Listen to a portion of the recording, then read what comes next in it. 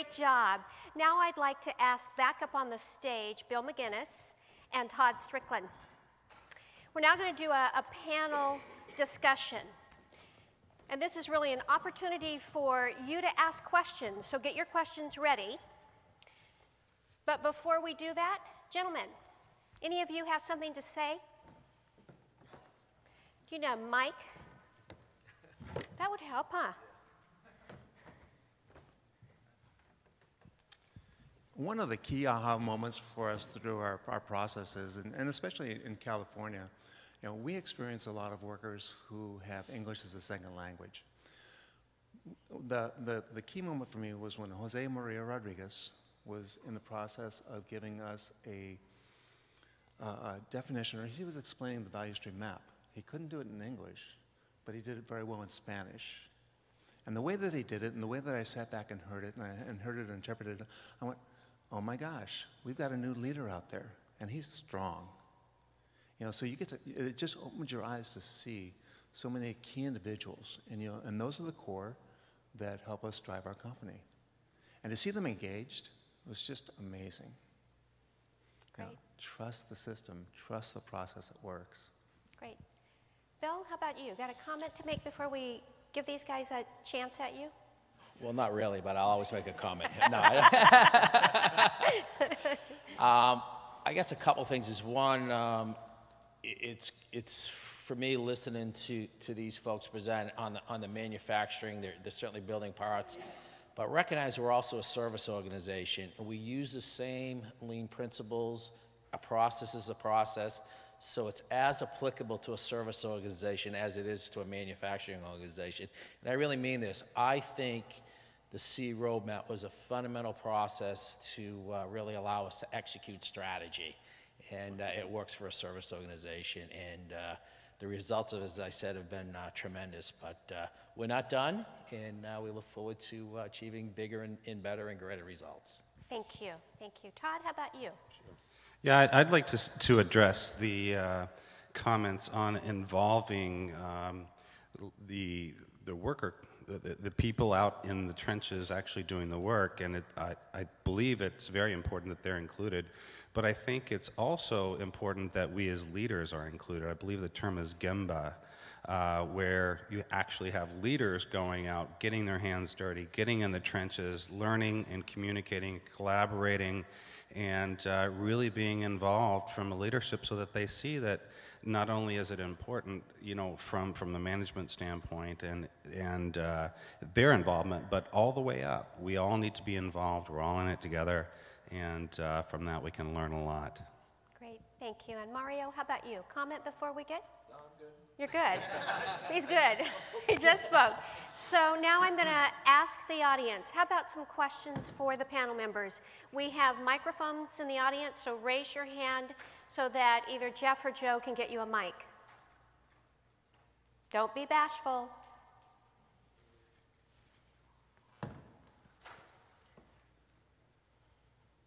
I'm curious, it may be for each of you or whoever is interested in answering it, but describe the moment when you said, good enough is not enough anymore, and I need help to get to where I need to be. Describe what that moment was for you, and how would you transfer that information on to others that may be interested? Mario, you want to take a shot at that one first? I had a lot of lean training and had conducted and facilitated dozens of Kaizen events in my past, as had Ken, and we had a really good lean strategy. We had a really good lean vision of where we wanted to be, and we lacked a little bit of structure, and that's where C came in with the roadmap. But my aha was, we need help, but it wasn't external consultants. It was, we need the floor operator to be engaged and aware and involved. And that's when we said we have to deploy it down, so every Kaizen event, every success, we have to have the hourly operators involved. So our aha was, we got to get the operators involved. And I think that was a great direction. Yes. Yeah, it's always key to have. And people talk about deploying it down. We're not deploying it down. They're deploying it up. You know, they're the experts, they're the ones that know their job. And to give them the credibility and the trust to allow them to do that. And for them to trust us enough that we're going to be using their ideas. You know, every time I go into a Kaizen event, my engineering background is the same, like Doug's, is that we're going to go in there with preconceived ideas. We're going to have some type of strategy. I mean, it's just how we're wired. And every Kaizen event I've gone into, they've always exceeded my expectations, or what I thought was going to be good enough. And the X factor, if you will, is that I'm always surprised and impressed. And I have to surrender to the fact that I don't always know it all. And there's always great ideas. And these events exceed my expectations, and it's just so darn exciting. It's great. Good. Bill? Yeah, actually, I'll go back 6 years ago. I had an opportunity to take over a company that was in business for 44 years, 6 years ago as CEO. And we were on a burning platform. I mean, we weren't growing, we were having margin issues, and frankly, we weren't really proud of our customer service orientation. But we knew we had a workforce that was dedicated and loyal because we had pretty good employee retention. So we actually started down the road. So that was kind of the first thing, Frank, is, okay, boy, you recognize you're in trouble, and what do you need to do about it? So we got the executive team together in Boston, Massachusetts, and we really, we said, look, we need to do a lot of things different. Marty Dress is in the room. He always says to me, the definition of insanity is keep doing the same things over and over again and expect a different result. So that kind of hit home. But so we actually, in our journey, we actually focused on developing a strategy. So we developed a growth strategy, and we're looking at company attributes and how to compete on those attributes. But we struggled. We knew it wasn't enough. And then I was at a conference, and I heard, 9 out of 10 companies focus on strategy, as I said earlier, and only 1 out of 10 execute. And I got exposed. It was a meeting. I was driving to a strategy conference, an NTS strategy conference in Temecula, and I got I think an email from Mickey about the C thing. I didn't know what it was. Yeah. I didn't even know it was a roadmap.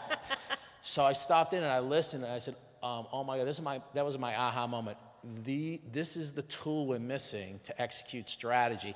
It was aligned with our strategic initiatives, but it was really the tool we were missing to create a committed workforce. We had an involved workforce, and we had some really nice folks. But how are they committed? And if they're committed, are they aligned with our strategy? And that's where the communication piece started to evolve and develop. So it's been an evolution, but the aha moment was, first, the burning platform, and I recognized we had an issue and we had to change. And the second thing was, that's not good enough just from a strategic viewpoint. We need to execute. And since then, again, you heard we were at about $75 million in revenue. We're up to 160. We've actually grown halfway through acquisitions, but also capturing market share. And we want to dominate on capability. So we want to build the best capability to service our clients year and year. So it's working, and it's pretty exciting. Yeah, I'd like to talk about our aha moment. Canyon has enjoyed very, very high quality and very high delivery for many years. In fact, we just won Boeing Gold this last year. For those of you who don't know, it's perfect quality and perfect delivery for 12 months, 12 executive months. So it was a real achievement. Also with our larger, Boeing is rather a small customer for us. Even with our larger customers, we're qualifying, we're performing to gold, 98, 99% delivery and 0 ppm. The interesting thing is, or the aha is, yes, we're performing and we're doing this great work, but what are we doing to impact our cost? How are we going to gain more of the market share, which was the theme of the presentation?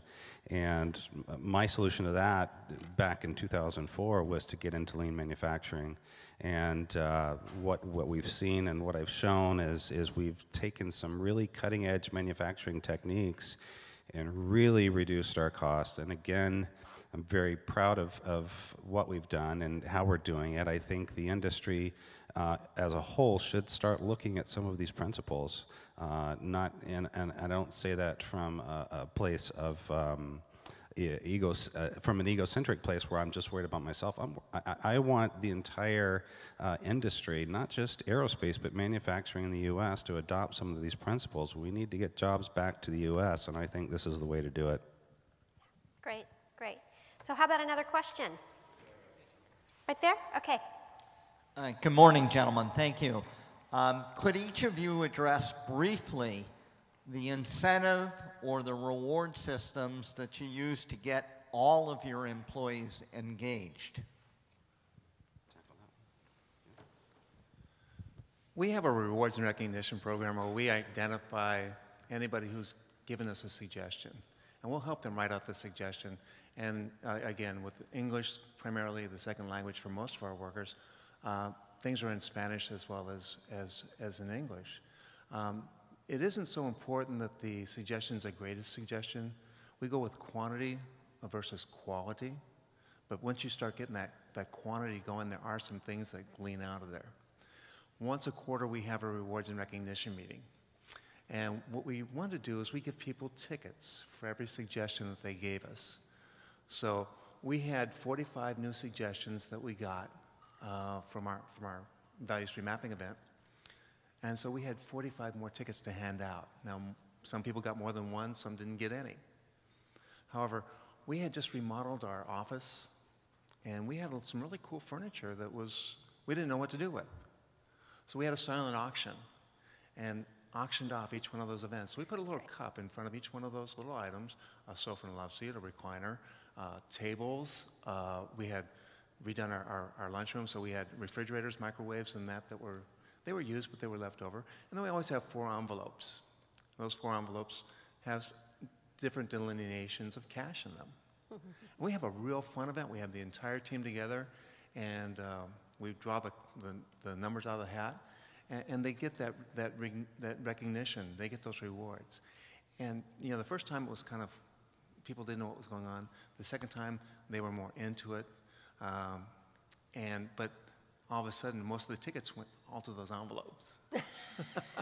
But some of the other gifts were really good. So it was exciting, it was fun, and it was like, we had our event we had finished up our Kaizen event on a Wednesday, and we had that rewards and recognition that following Friday. So it was immediate, it was consistent, and the guys, they knew they were engaged. We saw in their eyes that they were happy, that they were proud of, first of all, their involvement, and that they got rewarded for what they did. Great, great. Bill? We have our standard, what I'll call the financial reward system, where you certainly give back a piece of the earnings back to the employees, and I think it's important and necessary. But I think it transcends beyond that. And how we approached it as we value streamed our organization, we actually took an enterprise approach. And we figured, we got 24 locations. We can actually do some best practice comparisons within locations. And what we wanted to do, our goal was to standardize processes not only at each location, but standardize the process across the enterprise, so we can actually start sharing, cross-training and sharing employees where workloads are up and down. So what we also did is we developed a structure where we brought folks in from different divisions to join this enterprise team. And talk about committed, I mean, these folks have to travel, so we have meetings in some nice places, and we certainly teach them the skills. So as we started to roll this out to standardize process across the enterprise, some of the benefits were people really appreciated, that they were involved, they were recognized, and they could actually develop relationships with folks that they clearly didn't even know had no relationships in the past, but had the same issues. So talk about a motivated workforce. I mean, it's just not only financial rewards, in my opinion. It's also respecting folks, giving them opportunities to shine, and then you go from certainly an involved culture to a committed culture. So we think about the other things we do. We also, our culture is a work hard, play hard. We recognize our client demands on our employees are pretty significant because we usually get products near or towards the end of the process. And unfortunately, a lot of times our clients are already behind schedule and they need us to work hard and work really hard and long, and we do that. So what we also do is at the local levels, you know, it's not uncommon to have the managers have those Friday afternoon cookouts where they invite clients, we give something back to the employees. So it's both a financial reward and also I would call a respect and a recognition reward based on some activities. Great, great. Todd? Okay.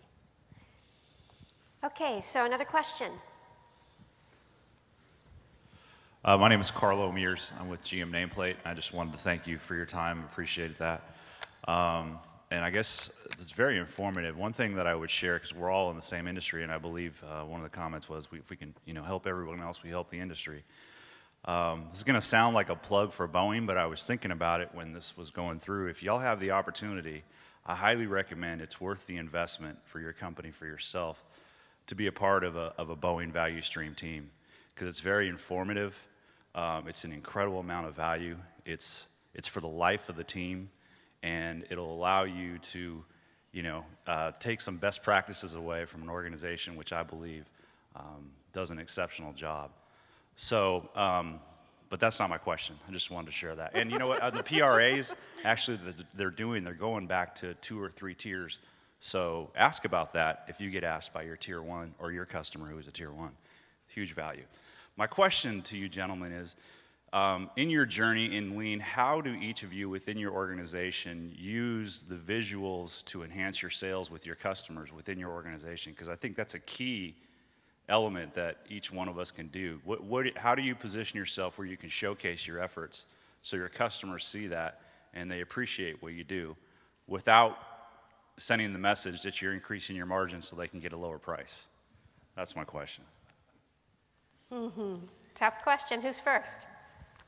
Well, I'd like to say, first of all, that we always are very, very happy and excited to have our customers visit our facility. We're very proud of what we've done. We've done a lot in the last year in our involvement with C with becoming more visual, creating dashboards, showing metrics, dramatic increases in metrics, actually, as I showed our increase in internal delivery schedule. When customers see things like that, they are really excited about what they see. I've taken folks through the cell that I described earlier and showed how we've gone, from 5 or 6 operators down to 1, and reductions in costs, and the reaction is always extremely positive. In fact, Russ Mayborn from Sunstrand came through last year, just before this meeting, and he saw what we were doing, and he says, "Todd, you got to get up there. You got to give a keynote. You got to talk about what's going on here because it's really good stuff."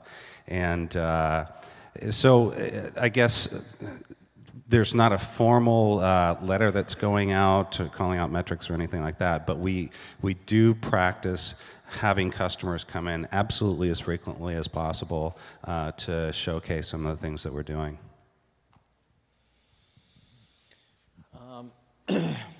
What we're doing at NTS is an area of focus we have on the strategy map, or an objective is really understanding our customers' emerging needs. So we look at our customers truly as a partner, and what we like and how we like to grow the business from an innovation platform. We'll make investments on capital and on people, but we don't like to do it from a speculative standpoint. So if we can get in with our clients and really understand what their needs are, what their hot buttons are, and then build a business around that, we think it's a winning strategy.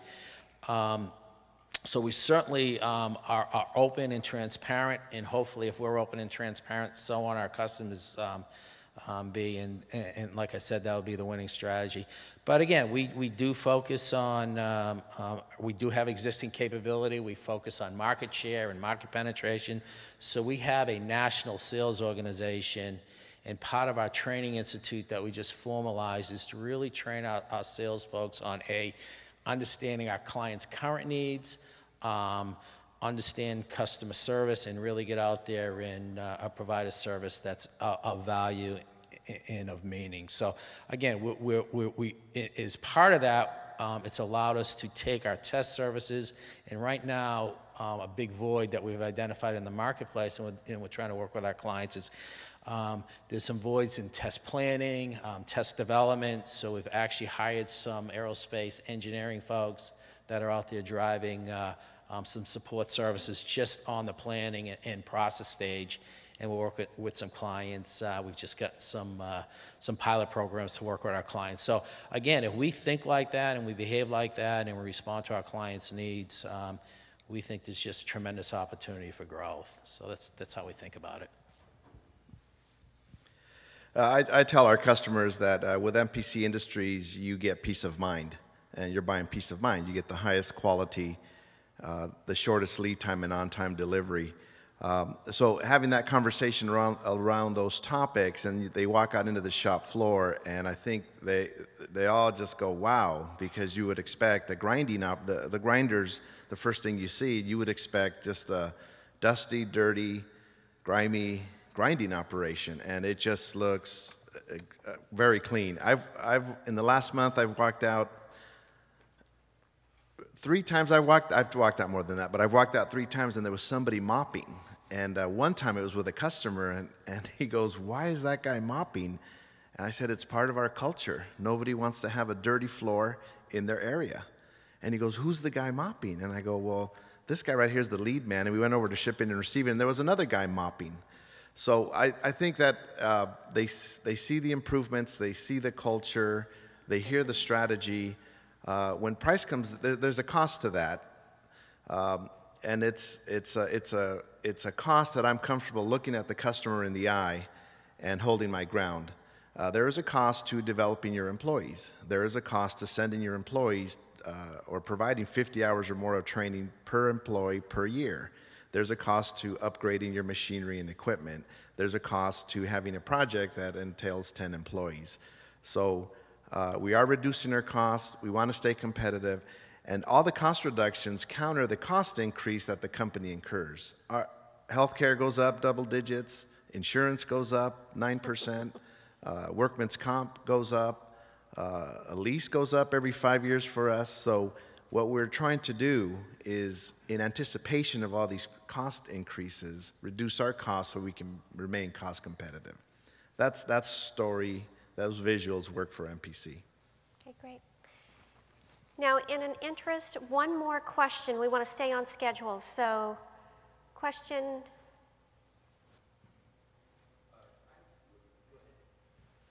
Okay. I want to thank everybody first for sharing their experiences.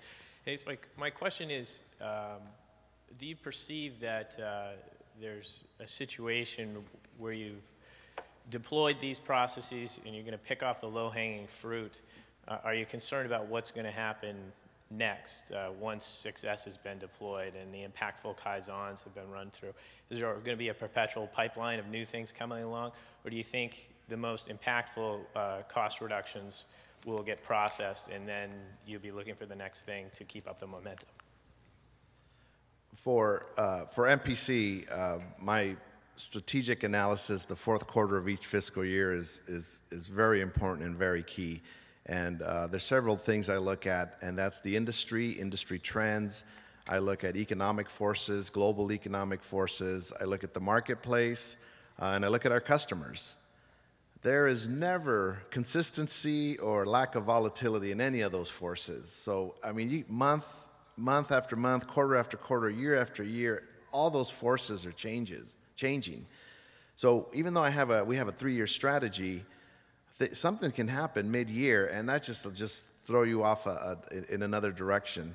So it's always volatile, it's always changing, and it's always evolving. And so our organization has to be nimble, trained, and ready to respond to that.